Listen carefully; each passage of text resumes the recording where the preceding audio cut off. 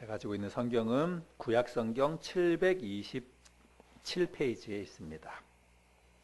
느헤미야 2장 1절부터 10절까지에 있는 말씀인데 오늘은 본문 말씀을 제가 읽겠습니다. 여러분 눈으로 잘 따라 읽으시기 바랍니다.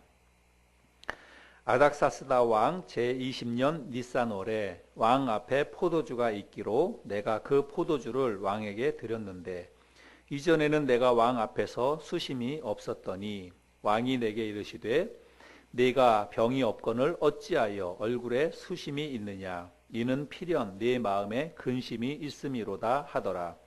그때에 내가 크게 두려워하여 왕께 대답하되 왕은 만세수를 하옵소서. 내 조상들의 묘실이 있는 성읍이 이제까지 황폐하고 성문이 불탔사오니 내가 어찌 얼굴에 수심이 없사오리까 하니 왕이 내게 이르시되 그러면 네가 무엇을 원하느냐 하시기로 내가 곧 하늘의 하나님께 묵도하고 왕에게 아뢰되 왕이 만일 좋게 여기시고 종이 왕의 목전에서 은혜를 얻었사오면 나를 유다 땅 나의 조상들의 묘실이 있는 성읍에 보내어 그 성을 건축하게 하옵소서 하였는데 그때에 왕후도 왕 곁에 앉아 있었더라.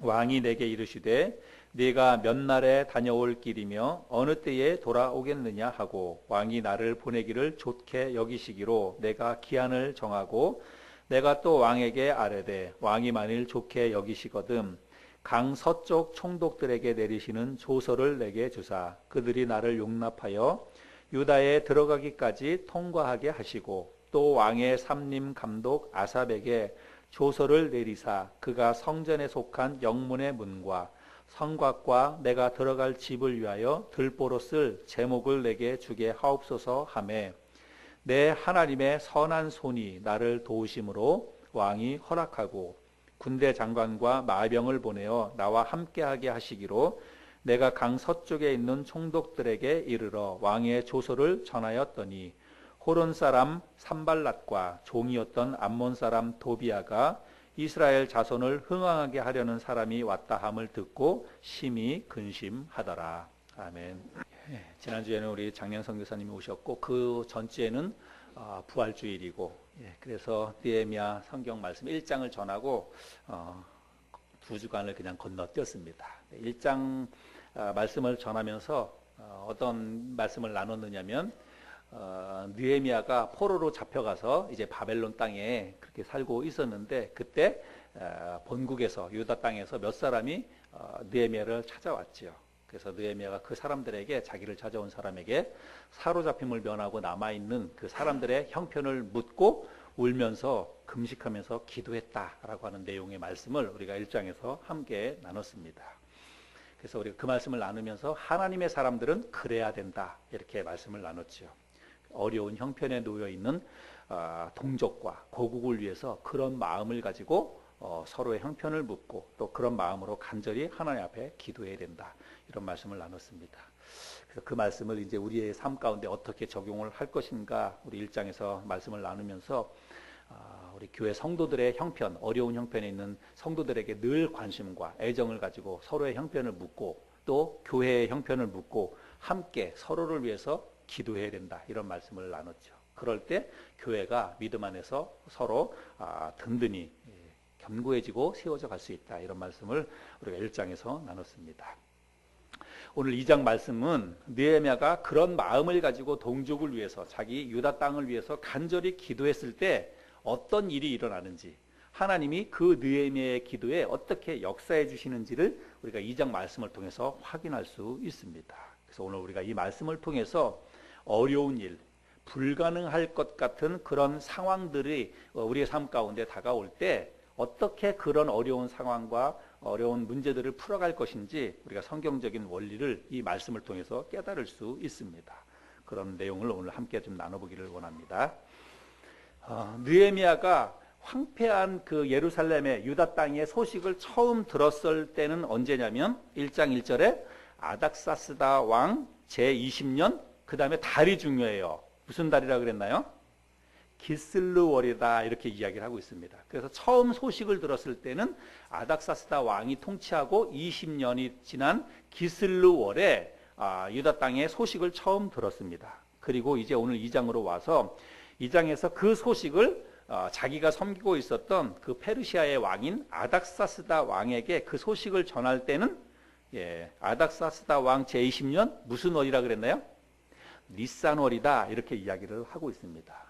그래서 이 이제 달을 좀 알아야 되는데 기슬루월에서 니산월까지는 4달의 그 차이가 있습니다. 4개월의 차이가 있습니다. 제가 달력을 한번 그림을 통해서 보여드려 볼 텐데요. 여러분들 잘 보이시나요? 네. 그래서 니산월은 저 위에 꼭대기 이제 시작이라고 되어 있죠. 저기 시작이라고 하는 것은 유대 달력으로 했을 때의 시작이에요. 그래서 유대 달력으로는 니산월이 정월입니다. 1월이에요. 그래서 유대인들이 쓰는 그 어떤 종교력에 따라서 볼 때는 니산월이 1월 달이 되는 거고요. 그 다음에 기슬루월은 어디냐면 이쪽 편에, 지금 시계 방향으로 보면 뭐 8시 방향, 그쪽에 기슬루월이 있죠.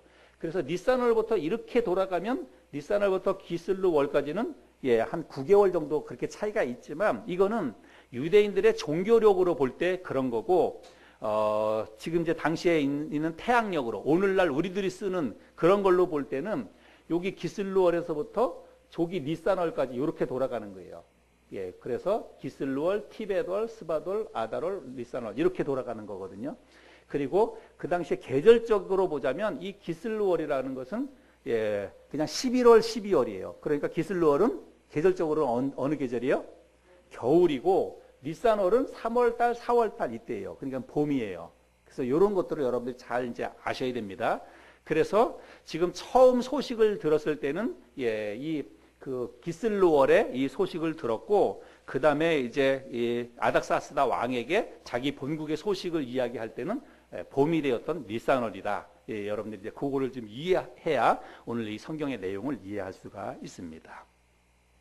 자, 그러면 처음 이 소식을 본국에 대한 안 좋은 소식, 예루살렘의 형편이 어렵게 됐다라고 하는 그런 소식을 들었을 때부터 이제 자기가 입을 열어서 자기의 왕인 아닥사스다 왕에게 그 소식을 전할 때까지 몇 개월이 지났다는 것입니까? 적어도 한 4개월의 시간이 지났다는 것입니다. 그러면 왜 느헤미야가 예루살렘의 어려운 형편에 대한 이야기를 듣고 4개월이 지나서야 그 이야기를 꺼냈을까요? 바로 이야기하지 않고 왕에게 왜 4개월이 지나서야 그 이야기를 꺼냈을까요? 그 이유는 뭐냐면 뭐 심오한 뜻이 있는 건 아니에요. 왜냐하면 그 이유는 왕이 그 느헤미야가 머물고 있던 그 궁에 그 당시에 왕이 없었기 때문입니다. 지금 느헤미야가 머물고 있는 궁은 어떤 궁인가요? 궁의 이름이 수산궁입니다. 수산궁. 그래서 우리가 1장 말씀을 나눌 때에 내가 수산궁에 있는데 그렇게 이야기를 하고 있지요. 이 그 수산이라고 하는 것은 페르시아의 수도입니다. 그래서 페르시아의 수도에 있는 궁이었기 때문에 그 궁을 수산궁이다 이렇게 이야기를 합니다. 그런데 보통은 왕이 이제 어떤 정치를 할 때는 그 궁에 머물면서 정치를 하는 거죠.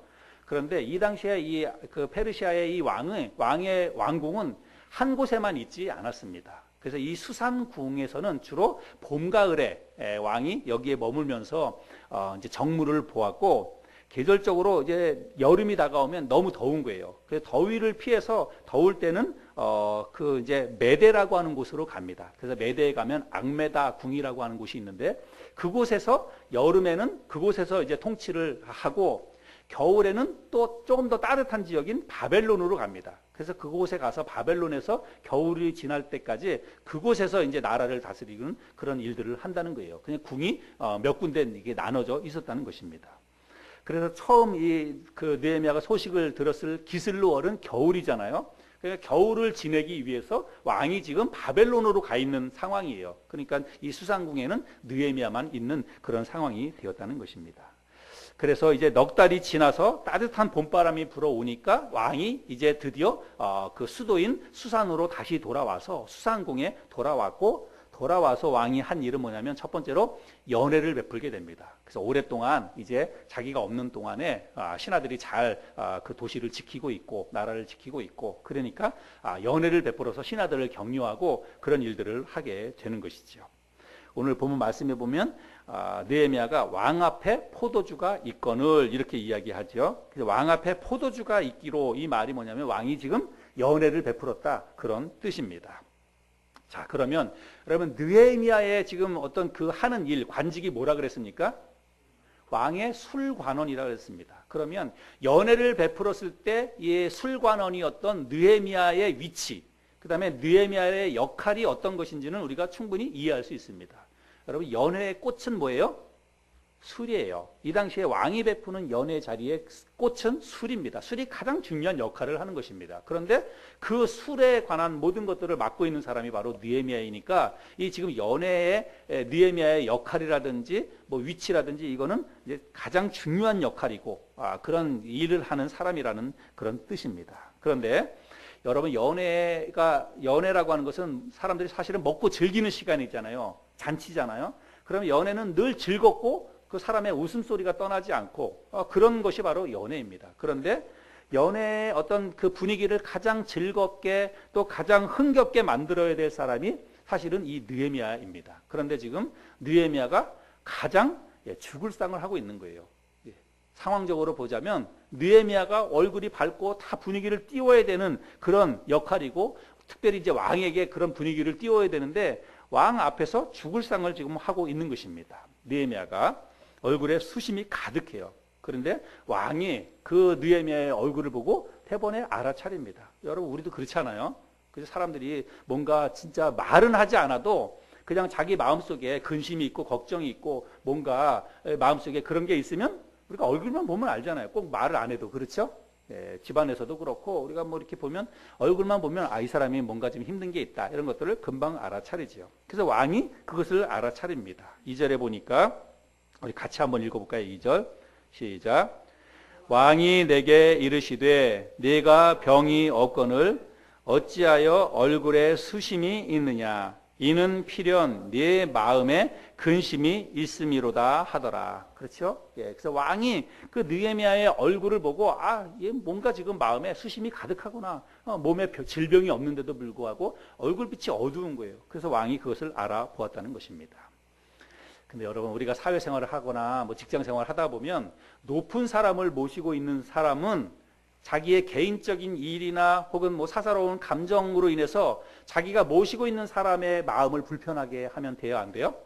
안 됩니다. 그거는 안 되는 거예요. 그래서 내가 만약에 회사에 어떤 회장님이나 사장님의 내가 만약에 비서라면 그러면 자기 개인적인 어떤 일이나 뭐 감정으로 인해서 그 모시고 있는 사람의 마음을 불편하게 하면 안 되는 것입니다. 군대에서 장군을 모시고 있는 뭐 보좌관이라든지 대통령을 모시고 있는 비서실장이라든지 이런 사람들은 특별히 그래서 그거를 조심해야 돼요. 자기의 어떤 감정 조절을 잘 해야 하는 것입니다. 그런데 느헤미야는 자기가 모시고 있던 그 왕에게 수심이 가득한 얼굴을 그만 보이고 말았습니다. 이거는 대단한 결례이고 사실은 엄청난 실수를 지금 저지르고 있는 거예요. 그래서 2절 말씀 뒷부분에 보면 그때 내가 크게 두려워했다 이렇게 말하고 있죠. 수심이 가득한 얼굴을 왕이 알아차리고 도대체 너 마음에 너가 무슨 일이 있느냐 이렇게 물어오니까 사실은 이제 어떤 두려움이 찼다는 것입니다. 그래서 그때 내가 크게 두려워했다, 이 말은 크게 두 가지 그런 이제 이유가 있습니다. 하나는 그런 얼굴을 왕에게 보였기 때문에 그것이 이제 두려운 것이고, 또 하나는 자기가 4개월 동안 이제 왕을 만나면 자기의 계획을 어떻게 내가 이야기해야 되겠다라고 하는 게 지금 느헤미야의 마음에 있는 거잖아요. 그렇죠? 근데 자기의 마음속에 이제 다 담아두고 있고 기회를 보고 있는 건데, 내가 만약에 이런 이야기를 했을 때, 앞으로 우리가 살펴보겠지만 자기의 계획을 얘기했을 때 왕이 어떻게 나올까, 그거를 미리 이제 생각하니까 마음의 두려움이 그 느헤미야가 있었다는 것입니다. 둘 다 가능한 해석이죠. 아무튼 왕이 느헤미야의 수심 가득한 얼굴을 보면 사실은 진노를 해야 되는 거예요. 자기가 이제 밑에 있는 부하가 그런 얼굴을 하고 있으면, 그것도 연회 자리에서 분위기를 완전히 깨는 거 아니에요? 그런 자리에서 그런 얼굴을 하고 있으면 왕이 그야말로 대노를 할 수 있는 그런 상황입니다. 그런데 이 아닥사스다 왕이 화를 내지 않고 근심의 이유를 묻습니다. 도대체 무슨 일이 있느냐? 뭐가 걱정이냐? 어떤 근심거리가 있느냐? 근데 왕이 이 자기 신하에게 이렇게 물었다는 것은 여러분 어떤 의미일까요? 평소에 두 사람 사이에 이 관계가 신뢰감이 있었다는 것입니다. 이 왕이 자기 신하를 그만큼 믿었고 평소에 좋은 관계에 있었기 때문에 이렇게 이제 화를 내기보다는 걱정을 하면서 이런 걸 물을 수 있었다는 것이죠. 예. 그래서 우리는 이런 이제 말씀을 보면 우리가 내가 어느 곳에 있든지 내가 어떤 곳에서 어떤 사람과 어떤 일을 하든지 간에 우리는 사람들과의 관계 속에서 여러분 신뢰를 받는 사람이 되어야 합니다. 정말 내가 모시고 있는 사람으로부터 이런 상황 가운데에서도 모시고 있는 사람이 화를 내거나 나를 책망하기보다는 오히려 걱정해주는 그런 이제 사람이 되어야 되는데 그렇게 하려면 여러분 우리가 적당히 일을 해서는 안 되는 거예요. 내가 정말로 그냥 직장 생활도 적당히 눈치나 보고 그냥 대충 먹고 살기 위한 그런 방편으로만 일을 하면 언젠가 그런 것들은 다 드러나게 되어 있습니다. 그러면 위에 있는 사람이 그런 어떤 어려운 형편에 있어도 도와줄 수가 없어요. 그래서 내가 정말 열심을 다해서 최선을 다해서 그 일을 하게 되면 언젠가 그런 안 좋은 일이 있어도 사람들이 다 걱정해주고 인정해주고 그런다는 것입니다. 그래서 우리가 있는 곳에서 항상 내 주변에 있는 사람들에게 신뢰를 받을 수 있도록 그런 생활을 해야 된다는 말이죠. 잠언 25장 13절에 보면 우리도 잘 아는 말씀이죠. 또 읽어볼까요? 같이 시작.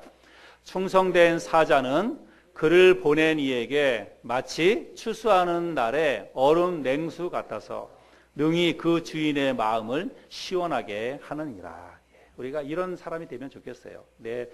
내가 모시고 있는 사람 혹은 나와 연관되어 있는 사람의 마음을 항상 시원하게 해주는 그 여름에 뜨거운 그 계절에 일할 때 얼음 냉수 여러분 어떻습니까? 마음을 시원하게 해주잖아요. 온몸을 시원하게 해주는데 우리가 그런 사람이 되었으면 좋겠습니다. 아마도 느헤미야는 이 아닥사스다 왕에게 이런 사람이었지 않았을까. 모든 것을 다 맡겨도 될 만큼 그렇게 신뢰를 받는 그런 사람이었겠다 이런 생각을 해볼 수 있습니다. 자, 그래서 이제 느헤미야는 이 왕의 물음에 대해서 고국에 대한 소식을 있는 그대로 이야기해 주게 됩니다. 3절에 보니까 왕께 대답하되 왕은 만세수를 하옵소서. 내 조상들의 묘실이 있는 성읍이 이제까지 황폐하고 성문이 불탔사오니 내가 어찌 얼굴에 수심이 없사오리이까. 그래서 왕이 도대체 무엇 때문에 걱정이냐, 무엇 때문에 얼굴에 수심이 가득하냐라고 물었을 때 지금 자기 예루살렘에서 일어나는 일들에 대해서 세세하게 다 이야기를 했다는 것입니다. 그러니까 그 이야기를 듣고 나서 왕이 뭐라고 이야기합니까? 느헤미야에게 4절에 보면 그러면 네가 무엇을 원하느냐 이렇게 묻습니다. 이게 무슨 뜻이에요? 내가 뭘 도와줄까 이 말이죠. 내가 어떻게 해줄까 이런 말입니다. 그래서 느헤미야는 그 말에 대해서 이제 자기의 마음속에 담아두었던 계획해 두었던 것들에 대해서 하나씩 이야기를 하게 되는데 적어도 3가지의 것으로 이야기를 합니다. 하나는 뭐냐면 나를 유다 땅으로 돌아가서 무너진 성벽을 재건하고 돌아올 수 있도록 허락해 주십시오. 이렇게 이야기를 합니다. 그래서 예루살렘으로 나를 조금 기간을 정해놓고 나를 좀 보내주시면 내가 가서 무너진 예루살렘의 성벽을 재건하고 돌아오겠습니다. 그것을 허락해 주십시오. 이렇게 이야기를 하고 그 다음에 2번째는 자신이 이제 가는 길에 안전을 위해서 미리 총독들에게 서신을 보내서 길을 열어달라고 그렇게 이야기합니다. 지금 이 느헤미야가 머물고 있는 수산궁에서부터 유다 땅 예루살렘까지는 1000km가 넘습니다. 엄청나게 먼 거리예요. 그리고 그 먼 거리를 갈 때에 여러분 많은 나라, 많은 민족, 부족들을 지나가야 됩니다. 그런데 느헤미야가 그렇게 지나갈 때 사람들이 길을 안내주거나 혹은 자기를 해코지하면 어떻게 되는 거예요? 그 일을 할 수 없는 거잖아요. 그러니까 느헤미야가 그렇게 할 수 있도록 이 아닥사스다 왕에게 미리 자기가 갈 길에 있는 그 나라의 총독들에게 서신을 보내서 길을 열어 주도록 부탁을 합니다. 지금 이 어떤 이런 상황 가운데 지금 패권은 지금은 이제 패권이 페르시아 제국의 패권이 넘어가 있는 그런 때입니다. 그래서 지금은 페르시아의 이 지금 아닥사스다 왕이면 그 주변에 있는 모든 나라들을 다 통치하는 거예요. 그래서 자기가 믿고 있는 사람들, 총독들을 그 이제 나라마다 총독들을 파견해서 그곳에서 이제 나라를 다스리도록 했으니까 조서 하나만, 편지 하나만 쓰면 다 길을 열어주게 되는 그런 상황이죠. 그래서 그렇게 해달라고 부탁을 하고, 거기서 그치지 않고 뭐라고 또 요구하냐면 성벽 재건에 필요한 나무들을 좀 달라고 그렇게 이야기를 합니다. 근데 왕은 그 모든 요구를 다 들어줍니다. 그리고 군대 장관과 또 마병까지도 붙여줘요. 그래서 안전을 위해서 끝까지 그 사람들로 하여금 그 느헤미야를 호위해서 예루살렘 땅까지 갈 수 있도록 군대 장관도 그리고 마병도 붙여주는 것을 보게 됩니다. 여러분, 이 모든 일들은 이거는 그냥 일어날 수 있는 일이 아니라는 사실을 우리는 기억해야 됩니다. 이거는 느헤미야도 고백하는 것처럼 하나님이 도와주셨기 때문에 이거는 가능한 일입니다. 8절에서 느헤미야가 그렇게 고백하죠. 오늘 말씀의 제목이기도 한데, 내 하나님의 손이 나를 도우심으로. 하나님의 손이 도와주셨기 때문에 왕이 이런 모든 요구에 대해서 허락을 했다는 거예요. 그렇지 않으면 여러분 이 일은 불가능한 일입니다. 그리고 이 일이 왜 이게 불가능한 일인지 우리가 조금 더 이 어떤 배경에 대해서 좀 알아야 되는데, 왕이 지금 이렇게 모든 그 느헤미야 요구에 대해서 허락을 했는데 사실은 이거는 허락할 만한 상황이 아닌 거예요. 상황적으로 보자면. 여러분, 에스라 4장에 보면 이제 그런 내용들이 있는데, 에스라 4장에 보면 에스라가 먼저 귀환한 사람들과 함께 예루살렘에 돌아와서 예루살렘 성전을 재건하고 그리고 또 성벽도, 무너진 성벽도 재건하는 그런 일들을 먼저 하게 됩니다. 느헤미야는 지금 바벨론 땅에 붙잡혀 있는 상황이고, 함께 붙잡혀 갔다가 먼저 돌아온 에스라가 성전을 재건하고 성벽을 재건하는 일을 먼저 사실은 시작을 했어요. 근데 그 일을 시작할 때에 그 윗지방, 북쪽 지방에 있던 사마리아에 있는 사람들이 방해를 하게 됩니다. 그래서 끊임없이 방해해요. 성벽 재건하는 일들을 못하도록 방해를 합니다. 그래서 자기들이 하는 방해 공작이 잘 먹혀 들어가지 않으니까 그 위에 있는 사마리아 사람들이 편지를 써가지고 그 편지를 꾸며가지고 편지를 보내게 됩니다. 근데 그 편지를 누구한테 보내냐면 페르시아의 왕이었던 아닥사스다 왕에게 편지를 보내요. 그래서 그 편지를 보내서 이 사람들이 지금 계속해서 못된 짓을 꾸미고 있는데 이거를 막아야 됩니다. 이거를 막지 않으면 당신에게 큰 손해가 날 것입니다. 이런 편지를 보내게 되고, 그래서 아닥사스다 왕이 그 편지를 받고 성벽 재건하는 일을 중단을 시키는 일이 있습니다. 우리가 그 내용을 한번 찾아서 읽어볼까요? 여러분, 느헤미야 앞으로 이렇게 조금 몇 장 넘기면 에스라 성경입니다. 에스라 4장을 한번 펴보시기 바랍니다. 에스라 4장 7절부터 먼저 16절까지 여러분 제가 한번 읽어볼게요. 여러분 한번 눈으로 보시기 바랍니다. 아닥사스다 때에 비슬람과 미드르닷과 다부엘과 그의 동료들이 바사왕 아닥사스다에게 글을 올렸으니 그 글은 아람 문자와 아람 방언으로 써서 진술하였더라. 방백 르흠과 서기관 심세가 아닥사스다 왕에게 올려 예루살렘 백성을 고발한 그 글에 방백 르흠과 서기관 심세와 그의 동료 디나 사람과 아바사 사람과 다블레 사람과 아바세 사람과 아렉 사람과 바벨론 사람과 수산 사람과 대해 사람과 엘람 사람과 그 밖의 백성 곧 존귀한 오스납발이 사마리아 성과 유브라데 강 건너편 다른 땅에 옮겨둔 자들과 함께 고발한다 하였더라. 그래서 예루살렘 사람들이 지금 하고 있는 일, 성벽 재건하는 일에 대해서 고발을 했다는 거예요. 누구한테? 아닥사스다 왕한테. 그래서 이제 편지 내용은 어떤 거냐면 11절부터 아닥사스다 왕에게 올린 그 글의 초본은 이러하니 강 건너편에 있는 신하들은 왕에게 아뢰나이다. 당신에게서 우리에게로 올라온 유다 사람들이 예루살렘에 이르러 이 패역하고 악한 성읍을 건축하는데 이미 그 기초를 수축하고 성곽을 건축하오니 이제 왕은 아시옵소서. 만일 이 성읍을 건축하고 그 성곽을 완공하면 저 무리가 다시는 조공과 관세와 통행세를 바치지 아니하리니 결국 왕들에게 손해가 되리이다. 우리가 이제 왕궁의 소금을 먹음으로 왕이 수치당함을 참아 보지 못하여 사람을 보내어 왕에게 아뢰오니 왕은 조상들의 사기를 살펴보시면 그 사기에서 이 성읍은 패역한 성읍이라 예로부터 그 중에 항상 반역하는 일을 행하여 왕들과 각 도에 손해가 된 것을 보시고 아실지라. 이 성읍이 무너짐도 이 때문이니이다.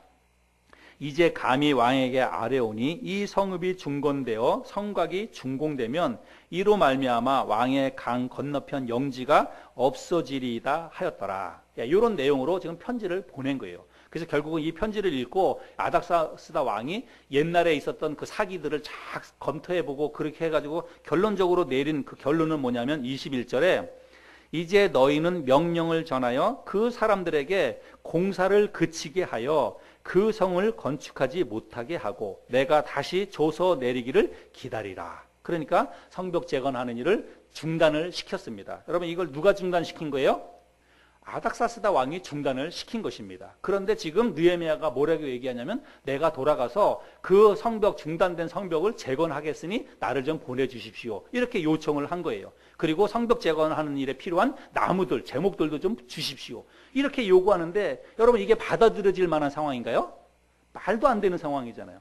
그런데 왕이 아무 조건 없이 이걸 다 받아들였다는 거예요. 다 받아들이고 그리고 호위병을 세워가지고 다 가게 하고 나무들도 다 싸주고 그래서 이 느헤미야를 보냈다는 것입니다. 여러분 이거는 불가능한 일이에요. 그런데 이게 가능하게 된 것은 하나님이 손에 도우셨기 때문입니다. 하나님이 역사하셨기 때문에 그래서 느헤미야가 하나님의 손이 도우심으로 이렇게 이야기를 하는 것입니다. 여러분 하나님의 손이 도와주시면 불가능한 일도 능히 가능하게 될 수 있다. 우리가 이 말씀을 통해서 우리가 이런 내용들을 확인해 볼 수가 있는 것입니다. 우리가 살다 보면 힘들고 어려운 일, 또 상황이나 어떤 환경을 바라보면 도저히 답이 없어요. 또 정말 불가능할 것 같은 그런 일을 우리가 만나게 됩니다. 그런데 보통 사람들이 그렇게 불가능한 일, 우리의 머리와 우리의 계산과 우리의 경험으로 볼 땐 도저히 답이 안 나오고 해결 불가능한 그런 일을 만나게 되면 대부분의 사람들이 낙심을 하게 됩니다. 그리고 해보기도 전에 포기를 하게 됩니다. 그렇게 할 수밖에 없는 것은 상황이 하나님보다 더 눈앞에 있기 때문이에요. 그리고 힘든 그 일이 하나님보다 더 커 보이기 때문에 우리가 미리 낙심하고 포기를 하는 것입니다.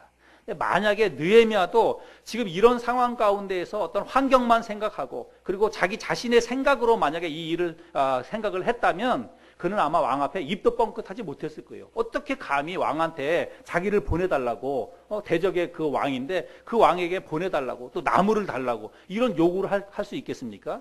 그 왕의 진노를 사면 단칼에 목이 날아가는 그런 상황인데 그렇죠? 그 상황이나 환경을 보면 도저히 할 수 없는 일이었지만 느헤미야는 그렇게 하지 않았다는 것입니다. 그렇게 하지 않을 수 있었던 것은 우리가 성경에는 오늘 우리가 읽었던 성경에는 기록이 없어요. 그런데 여러분 느헤미야가 고국의 어려운 형편의 이야기를 듣고 그리고 왕에게 입을 열어서 그 이야기를 전할 때까지 여러분 몇 개월이 지났다고요? 4개월이 지났다고 그랬죠. 그러면 그 4개월 동안 느헤미야가 뭘 했을까요? 우리는 그걸 충분히 이해해 볼 수 있습니다. 그 4개월 기간 동안에 느헤미야가 간절히 하나님 앞에 기도했을 것입니다. 정말 우리가 처음 이야기를 들었던 것처럼 고국의 소식을 듣고 마음이 아파가지고 근심하면서 금식하면서 하나님 앞에 울면서 기도했듯이 그 4개월 기간 동안 왕이 올 때까지 기다리면서 정말 하나님 앞에 간절히 기도했을 거예요. 정말 하나님이 역사해 주시도록 하나님이 도와주시도록 간절히 기도했을 것입니다. 그것을 우리가 그런 내용을 어떻게 알 수 있냐면 왕이 돌아와서 묻잖아요. 그러면 내가 뭘 해줄까? 내가 어떻게 도와줄까? 그렇게 이야기했을 때 아마 우리 같으면 왕이 그래 내가 어떻게 도와줄까? 그러면 아마 바로 그냥 이야기할 거예요. 그냥 내가 마음속에 담아두고 있었던 것을 바로 이야기할 것입니다. 그런데 느헤미야는 어떻게 합니까? 하늘의 하나님께 묵도하고 묵도라는 말은 그냥 이렇게 마음속으로 잠깐 마음속으로 묵상하면서 기도하는 걸 묵도라고 이야기합니다. 왕이 지금 어려운 형편을 다 듣고 나서 그래 그러면 내가 뭘 도와줄까 이렇게 얘기하는데 곧바로 이렇게 좀 도와주십시오 이렇게 이야기하는 게 아니라 잠깐 동안 눈을 감고 그 시간에 묵도했다는 것입니다. 하나님 앞에 기도하는 거예요. 그 짧은 찰나의 순간에도 하나님 앞에 기도하는 것입니다. 그래서 자기가 입을 어떻게 지혜롭게 말을 할 것인지 또 왕의 마음을 내가 이야기했을 때 하나님 이 왕의 마음을 움직여 주십시오. 아마 그렇게 짧은 시간에 기도하지 않았겠어요? 이게 느헤미야가 평소에 하나님을 의지하는 그의 마음입니다. 그런 마음이 늘 있었다는 거예요. 그 짧은 찰나의 순간, 중요한 순간에 하나님 앞에 그렇게 기도했다는 것입니다.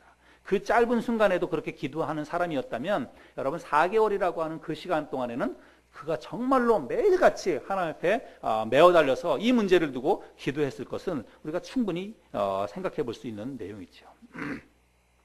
우리가 옛말에 하늘은 스스로 돕는 자를 돕는다 이런 말도 있는데, 어떤 일이든지 우리가 포기하지 않고 하나님을 바라보면서 눈을 하나님께로 들고 기도하면 그런 사람의 어떤 기도는 하나님이 외면하지 않습니다. 하나님은 하나님의 그 도우시는 그런 손길은 그런 사람들에게 나타난다. 저는 그렇게 생각을 합니다. 왜냐하면 하나님께서 그런 사람들에게 역사하시고 또 그런 사람들을 도와주시는 그 이유는 뭐냐면, 그 사람이 상황을 보지 않고 하나님을 의지하는 그런 믿음이 있기 때문이에요. 상황보다 하나님을 더 신뢰하기 때문에 하나님은 그런 사람들의 기도를 외면할 수가 없는 것입니다. 그런 사람들의 기도를 하나님이 들어주시는 것이죠. 정말 불가능할 것 같고 힘들고 어려운, 우리의 생각으로는 도저히 일어날 수 없는 그런 상황이더라도 포기하지 않고 하나님을 의지하고, 우리 힘으로는 안 되지만 하나님이 도와주시면 되겠습니다. 하나님이 역사해 주십시오. 그렇게 기도할 때 하나님이 그런 사람의 기도를 하나님이 응답해 주신다는 것입니다. 오늘 우리 아침에도 잠깐 기도하면서 장영 선교사님 이제 언급했는데, 우리 지난주에 우리 오셔가지고 장영 선교사님이 이런 이야기도 하고 또 저런 이야기도 하고 그러면서 또 저하고 같이 교제하면서도, 선교사님이 이제 한국에 들어와서 일단 선교사님은 1년 정도를 이제 한국에서 보내야 되고, 그리고 그 딸 이제 대학원까지 공부한 딸도 한국에 들어와서 직장 생활을 할 것이고, 아들도 이제 군 생활을 마치고 또 한국에서 지내야 되는데 주로 대전에 이제 지금 머물고 있는데, 그래서 사실은 대전에서 이제 함께 식구들이 지낼 집이 필요한 거예요. 근데 선교사님이 14년 동안 중국에 있었기 때문에 뭐 아무 연고도 없고, 그리고 뭐 재정적으로도 선교사가 뭐 돈을 어떻게 모을 수 있겠습니까? 아무것도 없는 거예요. 근데 당장 들어와서 살 집은 또 필요한 것이고, 그래서 지금은 한 2달 정도 이제 선교사들이 잠깐 머물 수 있는 그런 게스트하우스를 얻어서 그렇게 지금 지내고 있는데, 들어오자마자 가장 시급하게 해결해야 될 문제는 집 문제였어요. 집을. 근데 선교사님이 이렇게 저렇게 알아보다가 공공임대주택 이제 그거를 알아봐가지고 신청을 하게 됐는데, 공교롭게도 들어와서 신청하기 전에 이게 다 끝나버린 거예요. 그래서 이제 직접 가서 보고 결정하고 그래야 되는데, 이미 그렇게 직접 가서 보고 결정하는 그거는 다 끝난 거예요. 근데 안 보고 그냥 자기가 지원을 해야 되는 건데, 이 선교사님이 지금 주소는 어디로 돼 있냐면 천안으로 돼 있어요. 근데 거처는 어디에서 얻어야 되냐면 대전에서 얻어야 되는데, 대전 지역의 공공임대주택이 이제 한 3개 정도가 이렇게 나왔답니다. 근데 이제 3개 정도를 지원을 해야 되는데 2개는 이미 끝났고 하나가 남아 있는데, 하나도 이미 자기가 가서 접수를 하다가 보니까 앞에 3사람이 접수가 되어 있다는 거예요.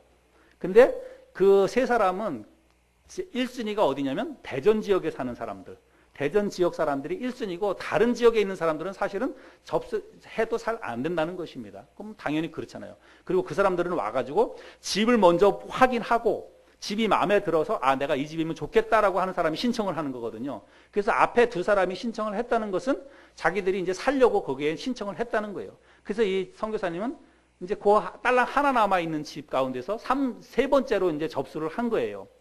그러면서도 그거 아니면은 이제 또 이제 그 공공임대주택 공지가 뜰 때까지는 또 언제 뜰지도 모르고 한없이 기다려야 되는 거예요. 그래서 그 집이 꼭 됐으면 좋겠다. 가보지도 않았는데 동네만 가보고 집은 못 보게 한다는 거예요. 그래서 일단 그냥 아이들하고 살아야 되니까 방 3개면 좋겠다 생각해가지고 방 3칸짜리 그렇게 나와 있는 집을 이렇게 신청을 했는데, 일단 뭐 3순위가 이렇게 된 거예요. 그래서 정말 불가능한 상황인데 기도 부탁을 하고, 그래서 저희들도 간절히 기도하고 동기들이 같이 기도도 하고 그렇게 했습니다. 근데 지난주에 연락이 왔어요. 됐다는 거예요. 그게 합격이 됐대요. 그래서 선교사님이 이게 도저히 믿어지지가 않는다는 거예요. 자기가 신청을 하고 했지만 이게 합격이 된다는 게, 천안 살고 있는데 대전에 있는 공공주택에 이게 신청해가지고 합격이 된다는 게 정말 말도 안 되는 상황인데 그게 된 거예요. 그래서 이제 뭐 재산이나 이제 이런 걸로 실사를 와서 검사를 한다는데, 뭐 설교사님 재산이 어디 있어요? 그러니까 이제 뭐 그런 거는 결격 사유가 안 되고, 그래서 아마 이제 정상적으로 다 되면 6월 달에 이제 이사를 해서 글이 들어간다고 합니다. 지금은 중국에서 집을 빼가지고 철수하면서 짐 보따리 다 가지고 와가지고 그냥 어디다 이렇게 쌓아놓고 있는 거예요. 그걸 풀지도 못하고, 그런 상황인데, 아무튼 이제 집이 이제 해결이 되어서 6월 달에 이사를 가게 되었다라고 합니다. 저는 이 선교사님의 간절한 믿음과 또 하나님을 향해서 메어 달리는 그 간절함이 하나님의 마음을 움직였다, 이런 생각이 듭니다. 여러분, 저와 여러분들도 우리의 삶 가운데 힘들고 어려운 일이 있을 때 낙심하고 미리 안 될 거라고 생각하고 포기하고 그러면 안 됩니다. 그러면 하나님의 역사를 기대할 수가 없어요. 하나님은 그런 절망적인 상황, 정말 불가능할 것 같은 그런 상황 속에서도 하나님을 향해서 눈을 들고 기도할 때 하나님이 그런 사람을 도와주시는 거예요. 여러분, 느헤미야가 이렇게 본국으로 돌아가서 성벽 재건하는 일을 하게 되는 건, 여러분, 이게 정말 불가능한 일이잖아요. 적국이잖아요. 적국의 사람이고, 비록 지금은 예루살렘이 다 황폐하고 지금 페르시아가 세계 강국이 되었다 하더라도 나중에 이 사람들이 가서 성벽을 재건하고 다시 만약에 이렇게 하는 것은 자기네 힘을 키우겠다는 일이잖아요. 그래서 뭔가 나중에 가면 이게 불씨가 될 수도 있는데, 그런 상황을 알면서도 아닥사스다 왕이 다 허락을 해주는 것은, 이거는 하나님이 하신 일이다라고 생각할 수밖에 없는 것이죠. 우리에게도 이런 믿음이 있어야 합니다.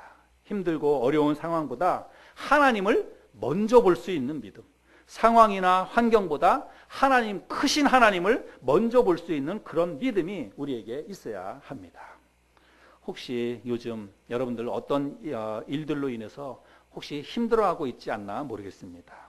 답이 없는 것 같고 끝도 없는 것 같고, 그런 일들 때문에 마음이 답답하고 사람 만나는 것도 싫고 아무것도 하고 싶은 생각도 안 들고 의욕도 없고, 만약에 여러분의 마음속에 그런 생각이 들고 지금 여러분의 상황 가운데 그런 일들이 있다면, 여러분, 지금 여러분에게는 신앙의 슬럼프가 온 것입니다. 여러분, 우리들이 겪는 대부분의 일들은 그냥 우리가 사회적으로 인간관계 속에서 일어나는 일이지만, 그 모든 일들에 대처하는, 그 모든 일들에 대한 마음의 반응은 이건 다 영적인 것이에요. 그래서 영적으로 나의 삶 가운데 신앙의 슬럼프가 왔기 때문에 그 모든 상황 가운데에서 그것을 믿음으로 바라보지 못하고 또 하나님의 역사를 기대하지 못하고 내 생각 때문에 내가 위축되고 그리고 걱정하고 염려하고 삶의 의욕이 떨어지고 그렇다는 것입니다. 그래서 우리들이 겪는 대부분의 일들은 모두가 영적으로 관계가 있고 그리고 나의 영적인 생활에 영향을 미치게 되어 있습니다. 하나님과의 관계가 바르고 하나님을 믿고 신뢰하는 믿음이 충만하면 비록 상황과 환경이 힘들고 어렵다 할지라도 우리가 그거를 이겨낼 수 있는 힘이 있습니다. 그것에 대처해 나갈 만한 그런 마음의 어떤 여유나 마음의 믿음이 있어요. 그런데 하나님과의 관계가 원만하지 못하고 하나님을 신뢰하는 마음이 없으면, 그러면 그런 어떤 어려운 일이 올 때마다 더 위축되고 신앙의 슬럼프에 빠지게 된다는 것입니다.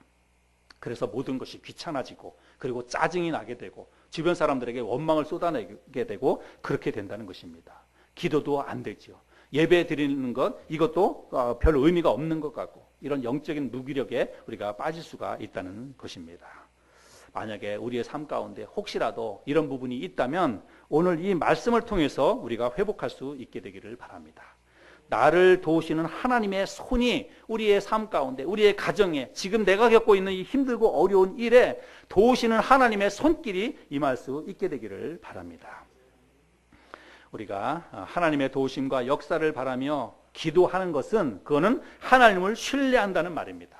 하나님의 역사를 믿는다는 말입니다. 우리가 그런 믿음을 가지고 하나님 앞에 기도하면 하나님이 나를 믿고 있구나, 나를 신뢰하고 있구나, 네가 정말로 말로만 나를 믿고 말로만 나를 섬기는 것이 아니라 정말 이렇게 힘들고 어려운 일이 있음에도 불구하고 그것 때문에 좌절하거나 실망하거나 세상 사람들처럼 낙심하는 것이 아니라 이렇게 힘든데도 불구하고 네가 나를 의지하는구나, 나를 향해서 눈을 들고 나에게 도움을 요청하는구나, 하나님이 그렇게 생각하시고 그런 사람들을 도와주신다는 것입니다. 그래서 불가능할 것 같은 그런 일들 속에서도 하나님이 솟아날 구멍을 주시고 그 일을 하나님이 나서서 해결해 주신다는 이야기입니다. 여러분들이 요즘 겪고 있는 힘들고 어려운 일들은 무엇입니까? 그 일이 여러분의 생각에 지금 어떤 영향을 미치고 있습니까? 또 주변 사람들에게는 어떤 영향을 미치고 있습니까? 나의 신앙생활에는, 하나님과의 관계에는 어떤 영향을 미치고 있습니까? 틀림없이 아마 부정적인 영향들을 미치고 있을 것입니다. 우리가 힘들고 어렵겠지만 그럴 때 오히려 우리가 믿음을 가져야 됩니다. 정말 힘들고 어려운 상황 가운데 놓였을 때에 그때 우리가 믿음을 발휘해야 합니다. 하나님이 도와주실 것이다. 하나님이 이 문제를 해결해 주실 것이다 라고 하는 믿음을 가지고 간절히 매어 달려서 기도하고 그리고 하나님의 때를 기다리면 하나님께서 하나님이 원하시는 때에 놀라운 방법으로 기적과 같은 방법으로 우리가 상상할 수도 없는 정말 내 머릿속으로는 도저히 이해가 안 되는 그런 일이라 할지라도 하나님의 방법으로 하나님이 그 문제에 개입하시고 그리고 도와주시고 역사해 주실 것입니다. 저와 여러분의 삶 가운데 우리의 가정 그리고 우리 교회에도 이렇게 도우시는 하나님의 역사가 나타날 수 있기를 우리 주님의 이름으로 축원합니다.